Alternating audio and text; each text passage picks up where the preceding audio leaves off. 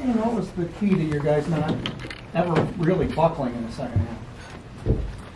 Well, I think it's maturity and understanding the necessity of following the game plan on the road against a really explosive team. We can go to school on last year. We came down here and played pretty well for 32 minutes. 32 minutes isn't enough.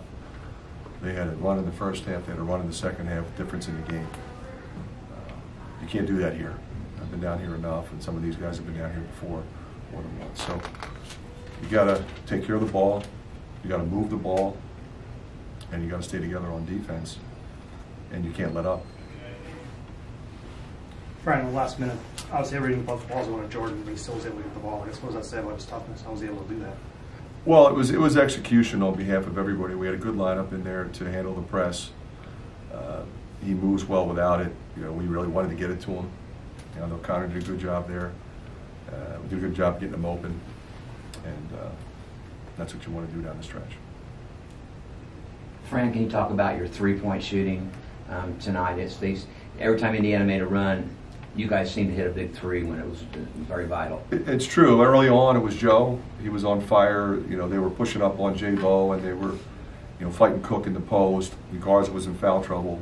We needed somebody to step up. It was Joe Wieskamp. And then in the second half, obviously, towards the end of the first half, we got J-Bo loose a couple times. I think that got him going. So in the second half, hit the big three out of the corner. We ran a play for Cook. They doubled him. He hits Bohannon, and then, coming down the stretch, we're trying to milk the clock a little bit with a lead, and he just stepped up and made some. So those two guys in particular are really good three-point shooters. So it's not surprising that they would make them.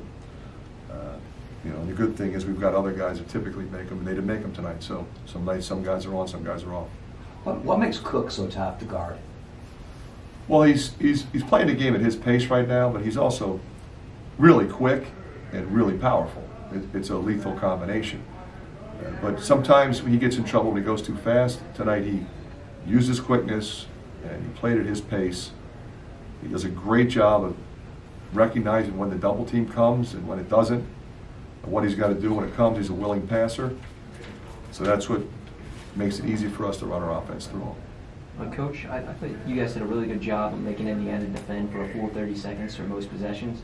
What did you think was key about your team just running their offense and staying patient and staying with the game plan tonight? Well, first of all, you're on the road. You're playing a team coming off a big win. I was really impressed with Indiana in the Michigan State game at the defensive end of the floor. So we felt like we were going to get a great effort from them defensively. And if you quick shoot the ball in a situation like that, or put your head down and drive, it's not going to work out well for you. You got to get it moving side to side. You got to have some screening action. Make them make decisions, whether it's a random ball screen or a flare screen or a way screen or a basket cut, and then be confident enough that we're going to get something good at the end of the clock, and we did on numerous occasions. You had significant second half foul trouble. Who and how did you make up for that? Well, one of the advantages we have, Mike, is we've got big guards and big wings. So there was one stretch where Macy was at the 4, another stretch Connor was at the 3. Barrett can play 2 through 4. And Joe was playing 2 through 4.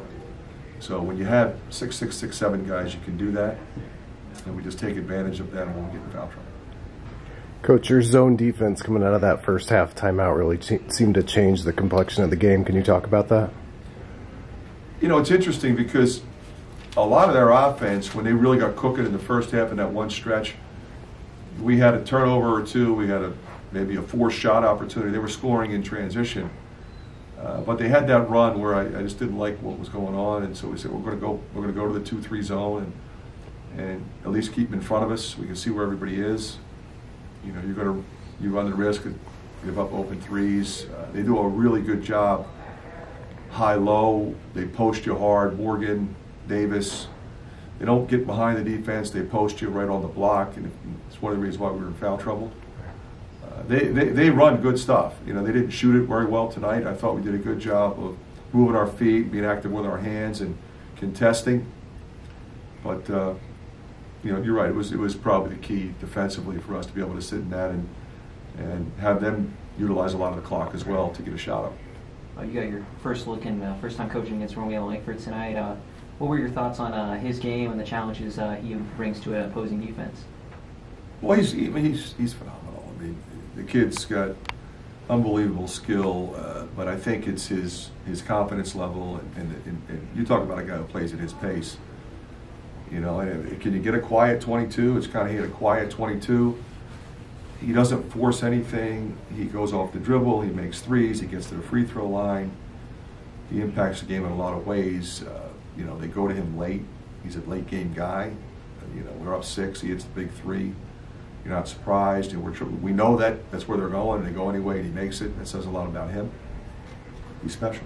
We'll take 2 more. I realize ranking wins can be silly, but this has to feel like one of the nicest ones in a while, huh? Well, you know, any win in this league this year is huge. Any win on the road in this league historically has been very difficult to come by, especially here. You know, you don't win a lot here, and they're coming off a big win, and we're coming off a big win, so we're thrilled with how we played and how we played together. It just makes the next one bigger. Knowing Juwan Morgan gets in foul trouble early in games, did you make a concerted effort to attack him off the dribble?